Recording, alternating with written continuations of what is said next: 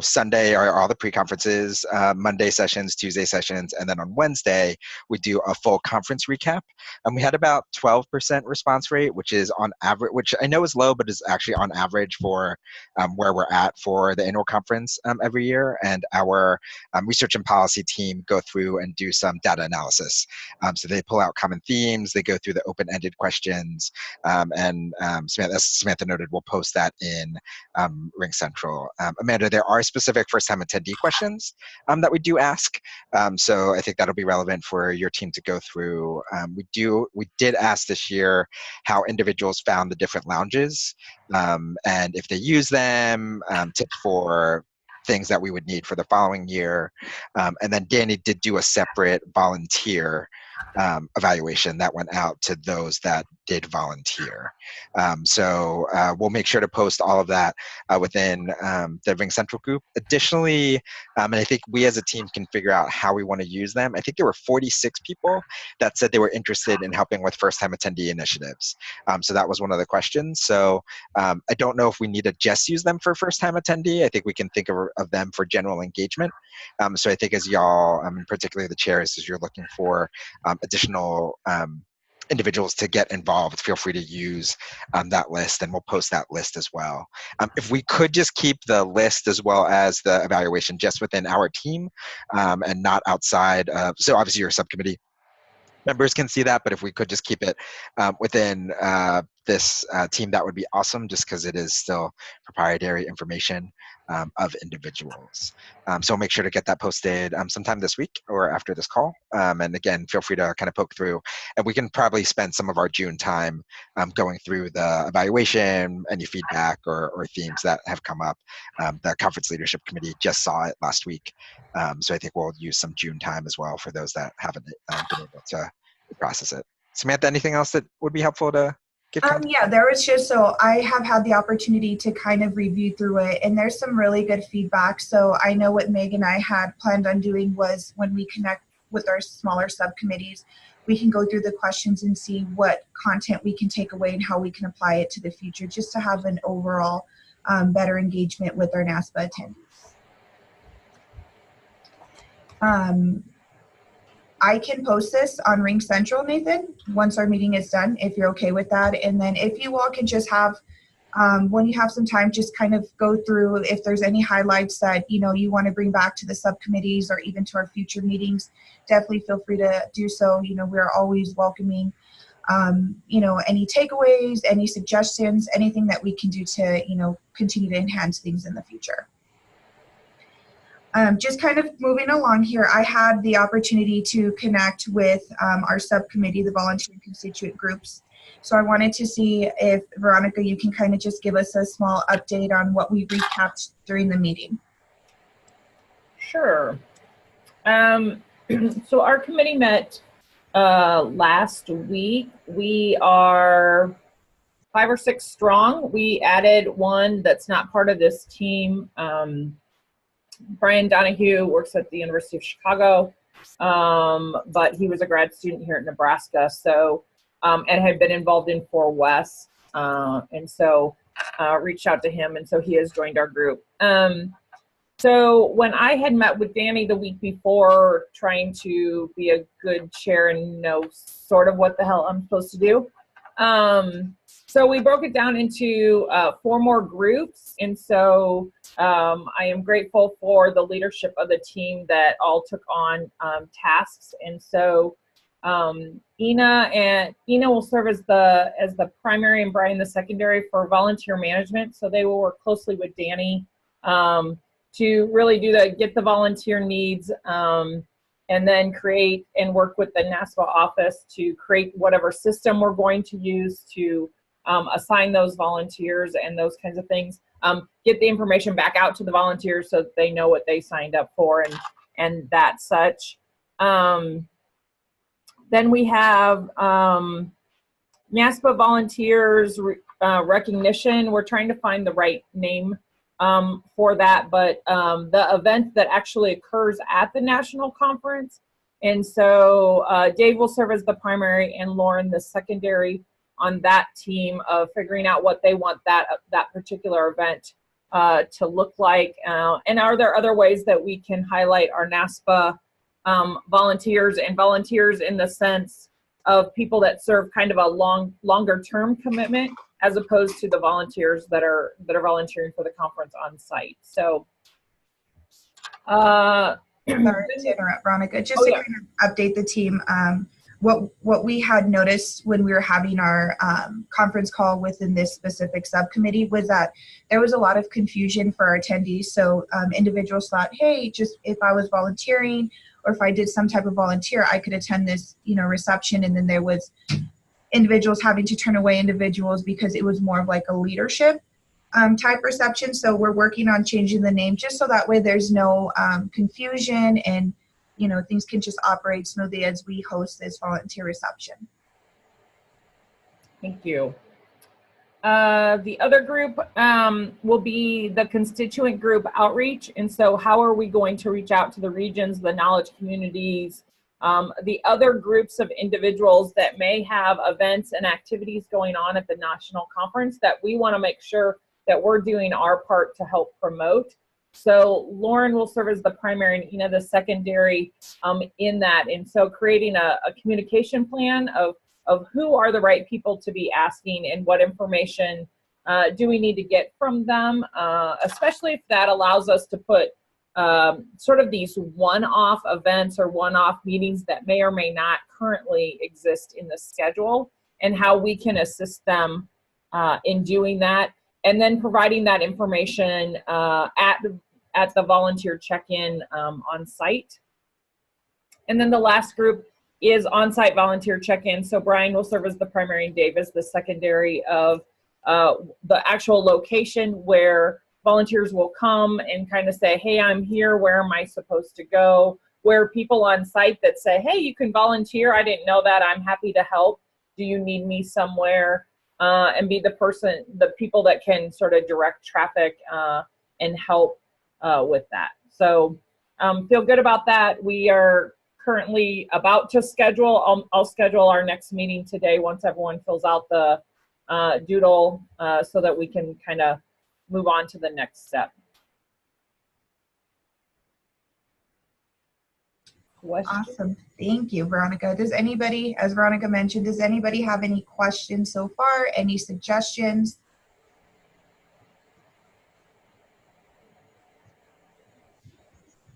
And I don't think anyone's jumped ship yet, so woohoo.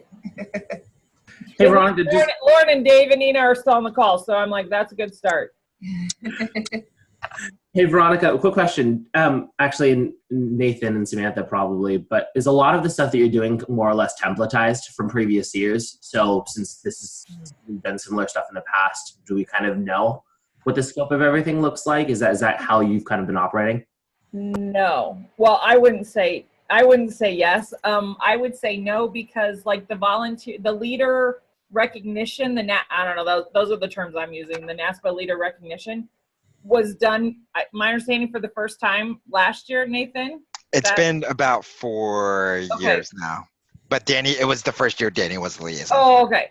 So I think we're still sort of finding the happy medium with that. When it comes to assigning volunteers, it sounds like that's been sort of a manual process, and Danny has demanded, Danny has requested. No, demanded was the right word. Yeah, okay. And has been pretty well received, it sounds like, to find a system similar to Sign Up Genius or something to automate that process. It was a lot of, these people signed up over here, now we're going to move this over here. And so how can we automate that system? Yeah, it's not like I was handed a folder full of information. So, but I think Danny has knowledge of that. So we have live history.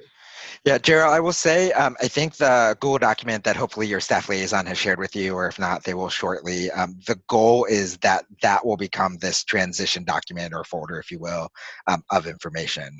So the annual conference, one of the other pieces that we haven't shared is, so we as a Rev team are now all your specific liaisons, and that's new this year, and that's a new process.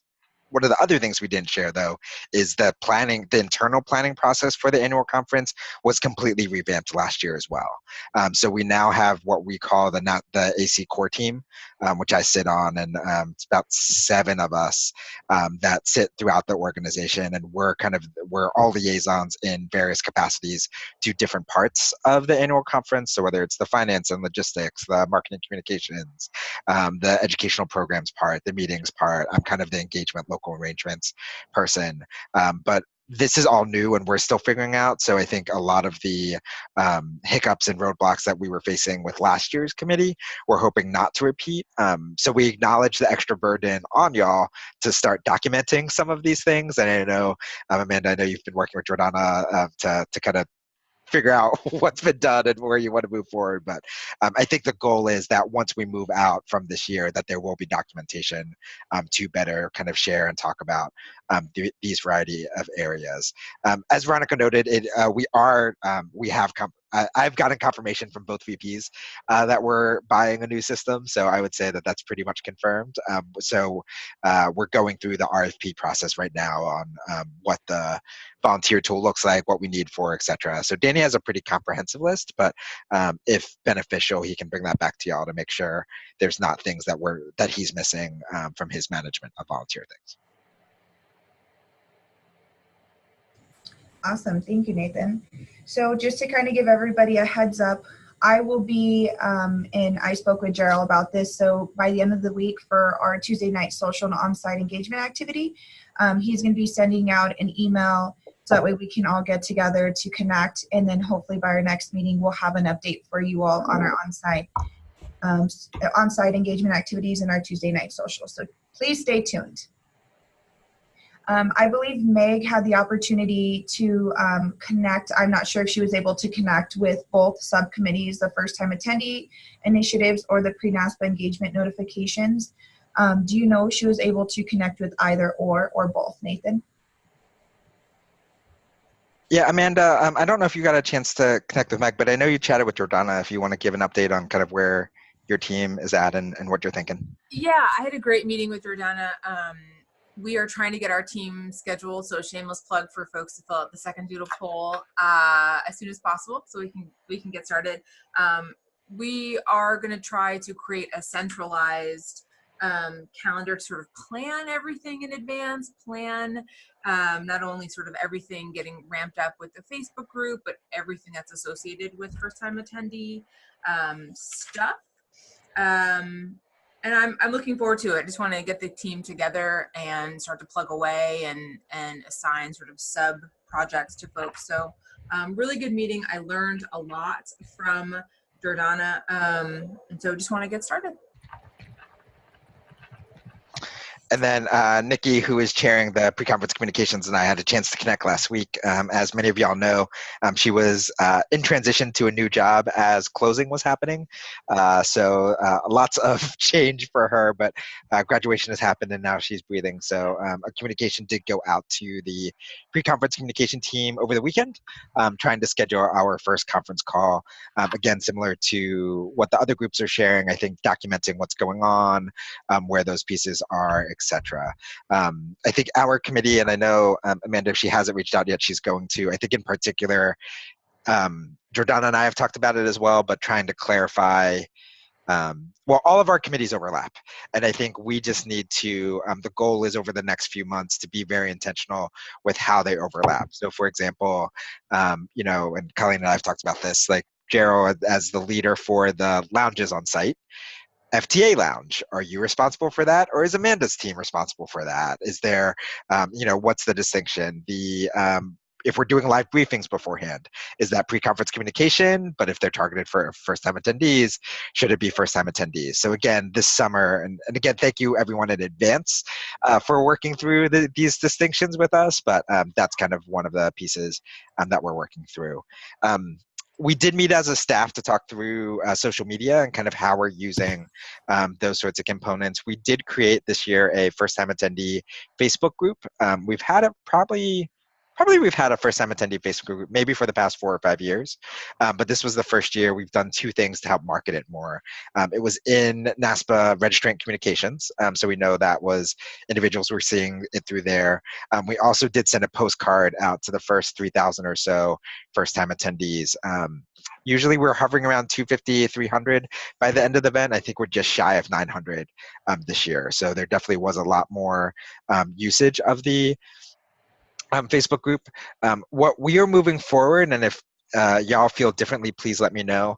Even though the questions within the first time attendee group are probably for the good of the order, good for all individuals, it still is important to create a space for just first time attendees so that they're kind of safe, if you will, to ask those maybe not as obvious questions or whatnot. So I think what we are moving forward and what Jordana and I are advocating is that there is at least a first time attendee Facebook group. And again, non-first time attendees can join, but they know that it's targeted to first time attendees. And then we'll look to larger conference engagement on maybe an event page or something different of that nature. I think just now that we're at the size of over 600, our marketing and communications team just wants to be a bit more planful with how we kind of work on marketing and communications and how our social media presence actually plays out.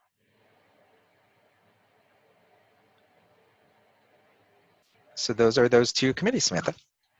Awesome, thank you.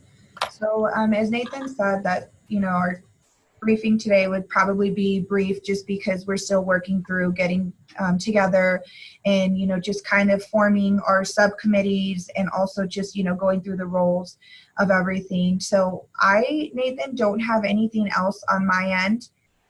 It would just be that just thank you all for working with us and for being patient. I know for myself, for Meg, for all of us, this is all a learning process. So we're all here to support each other and make the best conference that we possibly can as we're looking to revamp things, take back the feedback that we're receiving from our evaluations, and really to incorporate the feedback that we're receiving on things. I'm excited to continue to work with you all and to continue to learn and grow together. And then it's just, Nathan said, us just really working together to determine who's going to do what and how the different subcommittees are going to come together. So I'm really excited. And again, we always welcome feedback, any suggestions.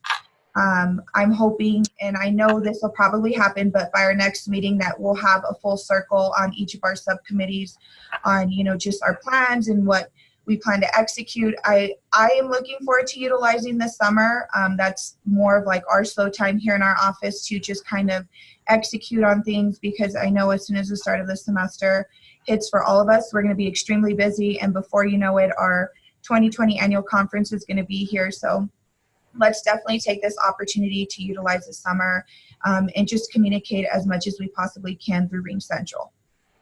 Can I ask a quick question? Budget requests, budget needs. Danny says we can have whatever we want. So I just want to make sure that's okay. So something that our team likes to fight me about is NASPA's budgeting philosophy is ask for what you would like, and then we will tell you yes or no. Okay. I acknowledge that that is not the most productive or good use of your time for budgeting. What I was able to work with our director of meetings, I can get you what we've used in the past. Okay. At least as a starting point. One of the new pieces that we started this year, which is why it's taking longer, is we're actually charging back all expenses to the respective departments. So for a specific example, the engagement lounge this year had electricity. In the past, that charge for electricity would just go to conference administration. This year, it's actually getting tagged to the engagement lounge. So there's a lot more, we're trying to be more exact in our budgeting processes. I will say, Veronica, your committee is probably will not have the funds for what we want. So I would say, like, we don't really have funds for a gift. We don't really have funds for thanking individuals. All that being said, it is something that I've made clear that we should be doing, and it is the best practice. So I think in an ideal world, I think y'all should plan. In particular, one of the other hard pieces with engagement, and again, this is the kind of evolution I've been trying to work internally, it's more been, hey, let's find a sponsor. Hey, look, now you have money, but it's February plan, rather than saying, like, can we say now this is the funding, and can we call in October hey, if we don't have a sponsor, we're going to fund it regardless, or after October, here's your budget, and anything on top of that's gravy. So I'm working internally to try to change that process, but I know it's not the cleanest or best use of y'all's time, but I think if you could use the next couple months to get a sense of what ideally you would have by August or so, and then at that point, by August, I should at least have well, this is what we have budgeted right now. Let's see how off we are, and then how we can make up that differential. Well, and I know just even the reception. I mean, obviously, food will cost something. Yep. It doesn't mean you have to have a sit down dinner by any means, but it'll come with a cost. That, yeah. Okay, Yep. then no, that works for me. I mean, that's fine by us. Yeah. The other thing that I'll just quickly share, and Samantha heard the kind of beginning parts of the conversation last week, is we are having some larger philosophical questions about the schedule of the conference. So I think I did share some of this with y'all beforehand, but looking at like what does the opening reception look like and what time it is? Do we not do a Tuesday, or do we not do the regional receptions on Monday, and do we move it to a different day? All of these decisions the board and the conference leadership committee will be discussing. So again, by June or July or so, we should be able to give more specifics for, this is what we're thinking, or Gerald and your team, like Tuesday night party is the focus, but there might be a chance for a Monday night something. What do you think makes sense? Or those sorts of conversations. So again, just as I think many of y'all talked about, the goal is to plan much earlier and much more logistically comprehensively. So we understand though that like budgets and locations and all of those things you need to plan accordingly, and I'm working to try to get those again by July at the latest.